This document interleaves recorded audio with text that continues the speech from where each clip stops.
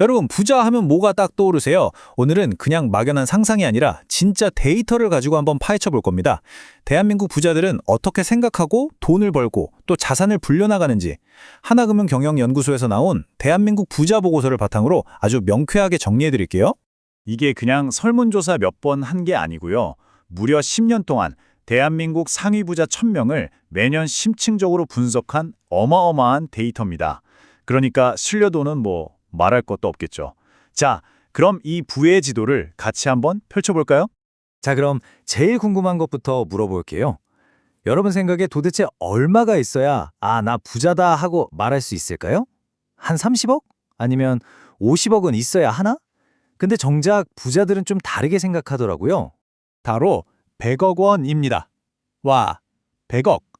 놀랍게도 부자들 중 거의 절반, 그러니까 46%가 총자산 100억 원은 넘어야 진짜 부자 아니겠냐, 이렇게 대답했다는 거예요. 그래서 오늘 이야기는 이 100억 원이라는 숫자를 머릿속에 딱 넣어두고 시작해 보겠습니다. 좋습니다.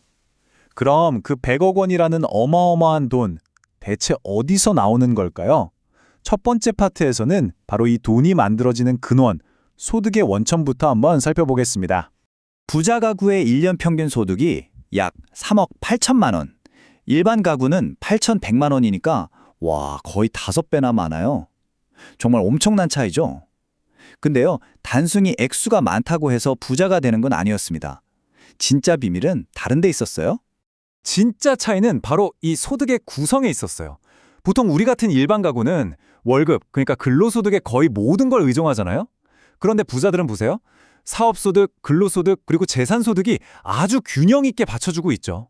이만 마치 돈이 들어오는 파이프라인이 하나가 아니라 여러 개 아주 튼튼하게 연결되어 있는 거예요. 그리고 더 흥미로운 건 지난 10년 동안 엄청난 변화가 있었다는 점입니다.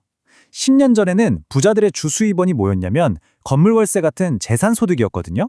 근데 지금은 완전히 바뀌어서 근로소득이랑 사업소득이 그 자리를 꿰찼습니다. 이게 무슨 뜻이겠어요? 맞아요. 소위 일하는 부자, 워킹리치의 시대가 왔다는 거죠. 자, 이렇게 여러 개의 튼튼한 파이프라인으로 돈을 벌었어요. 그럼 그 다음은 뭘까요? 바로 이 돈을 어떻게 불려나가는가겠죠? 지금부터는 부자들의 자산 성장 기술, 그들만의 투자 포트포리오를 한번 샅샅이 훑어보겠습니다. 이것도 10년 전이랑 비교하면 정말 재밌어요. 그때는 부자들 자산 중에 금융자산이 부동산보다 더 많았거든요. 그런데 2022년에는 이게 완전히 뒤집혔습니다. 부동산 비중이 무려 57%까지 늘어났어요. 아무래도 지난 10년 동안 대한민국 부동산 시장이 얼마나 뜨거웠는지 이걸 딱 보여주는 결과 같아요. 특히 팬데믹 때 이들의 움직임은 정말 예술에 가까웠어요. 한번 보세요. 2020년 막 코로나 터지고 불확실성이 커지니까 어떻게 했죠? 바로 현금이랑 예금 비중을 확 늘려서 일단 지켰어요. 그러다 2021년 시장이 막 반등하고 주식이 뜨거워지니까 그때는 과감하게 주식으로 자금을 옮겼죠. 그리고 2022년 금리가 막 오르기 시작하니까 귀신같이 알고 다시 안전한 고금리 예금으로 갈아탔습니다. 와, 이 위기를 기회로 만드는 감각 정말 대단하지 않나요? 자, 지금까지는 기성세대 부자들의 이야기였다면 이제는 대한민국의 부의 지도를 완전히 새로 그리고 있는 신흥 세력에 대해 이야기해 볼 시간입니다. 바로 영앤리치입니다. 보고서에서는 이 영앤리치를 이렇게 정의해요. 나이는 20대에서 40대, 그리고 부동산 빼고 순수 금융자산만 10억 원 이상 가진 젊은 부자들. 그런데 이들이요, 기존의 부자들과는 정말 다른 아주 흥미로운 특징들을 보여줍니다. 자, 이 표를 한번 같이 보시죠. 50대 이상 올드리치와 20, 40대 영앤리치를 비교한 건데요. 평균 자산은 73억, 67억 비슷해 보이죠? 부동산 비중도 영앤리치가 조금 낮긴 하고요. 근데 진짜 결정적인 차이는 바로 여기 주된 부의 원천과 직업에서 나타납니다. 이게 정말 중요해요. 정말 놀랍게도 영앤리치의 직업 1위가 뭔지 아세요? 바로 회사원입니다. 무려 31%예요. 사장님도 아니고 무슨 전문직도 아니고 우리 주변에서 흔히 볼 수 있는 바로 그 회사원이요.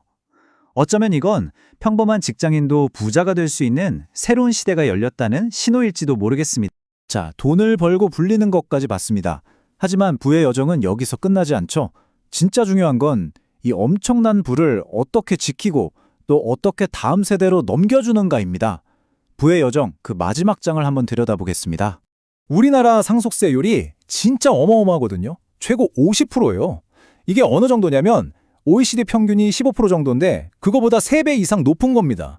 그냥 절반을 뚝 떼어간다고 생각하면 돼요. 이러니 부자들한테 절세는 뭐 선택의 문제가 아니라 생존을 위한 필수 전략이 될 수밖에 없는 거죠. 그래서 아주 스마트한 방법들을 씁니다. 예를 들어 시장이 안 좋아서 주식 가치가 떨어졌을 때 바로 그때를 노려서 자녀에게 증여하는 거죠. 세금을 아끼려고요. 또 자식들끼리 싸울까 봐 미리 신탁을 활용하기도 하고 아예 가족법인을 만들어서 세금 혜택을 보기도 합니다. 물론 전부 다 합법적인 틀 안에서 아주 치밀하게 계획하는 거죠. 그런데 말이죠. 이런 복잡한 전략들보다 더 중요한 게 있었습니다. 부자들한테 직접 물어봤어요. 당신 성공의 가장 근본적인 비결이 뭡니까? 그랬더니 대답은 의외로 정말 평범했습니다. 스스로 부를 이루었든 부모님께 물려받았든 모두가 똑같이 한 말이 있어요. 바로 성실함이었습니다. 결국 이 부자들의 이야기는 어떤 특별한 비법이 아니라 태도에 대한 이야기인 것 같아요. 그들은 성실함이라는 아주 단단한 기초 위에 부라는 집을 지었다고 말하고 있거든요. 자, 그렇다면 여러분은 오늘 어떤 기초를 쌓고 계신가요? 이 질문을 마지막으로 남기면서 오늘 이야기를 마칠까 합니다.